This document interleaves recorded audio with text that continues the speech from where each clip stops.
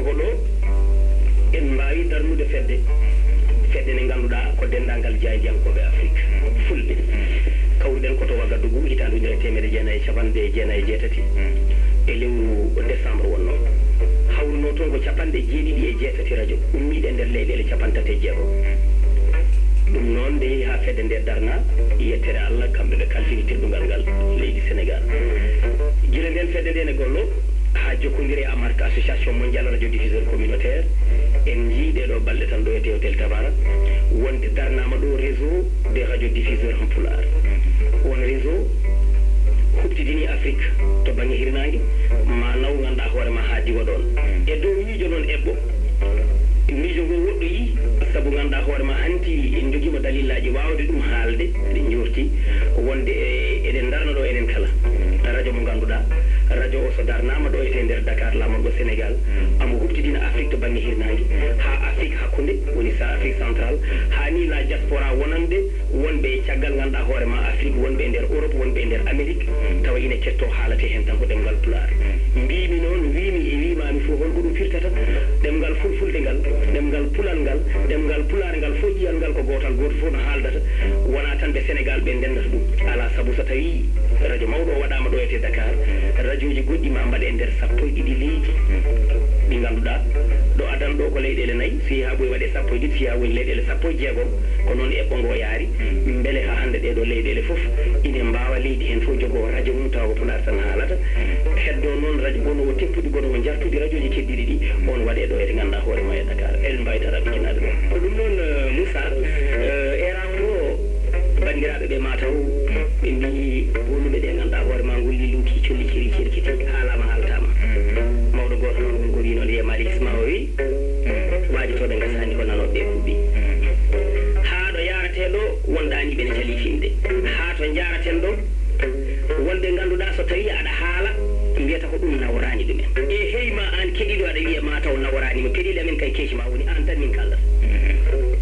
leñol ngol ne sohli ɓiɓɓe mum leñol ngol ne sohli ganduɗa ƴiƴam mum leñol ngol ne sohli terde mum anduɓe leñol ngol dañɓe leñol ngol yontaɓe leñol ngol e miskineɓe leñol ngol yoɓe mbiya nder juuɗe yoɓe paam so tawi en ndentani hay batte en dañata sen ndentani en kuletake en kormetake te paamen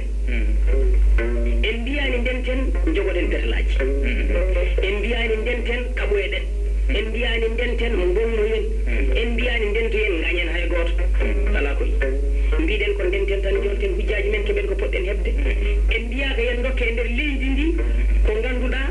en kandani hen en mbiyaka yen jingane ɗum ɗon fof ala hen kono noon tinnoɗen e nder koye men so tawi en tinnima e nder koye men wasata e zamanu garowo ɓiɓɓe taniraɓe so garoyi ɓiɓɓe taniraɓe so tawi garoyi maɓe ñaawa en ɓuuri hamnade foof noon koɓe ñaawa neɗɗo tawa nan suude leppi leydi tawa hayso yanade jomum so tawi ɓe ndi daari ɓe ƴewrata ɗum yitere teddugal neɗɗo nara guenale irto bambule kewɗe juuɗo yo goto leliɓe ɗo ne kewi de ina gasa to jomiraɗo won juuroyteɗo taw won gonɗo e guenale heɓɓude mo gueɗal to Allah kono noon ko yimɓe ɓe jii ko faamini ko on tan juuroyte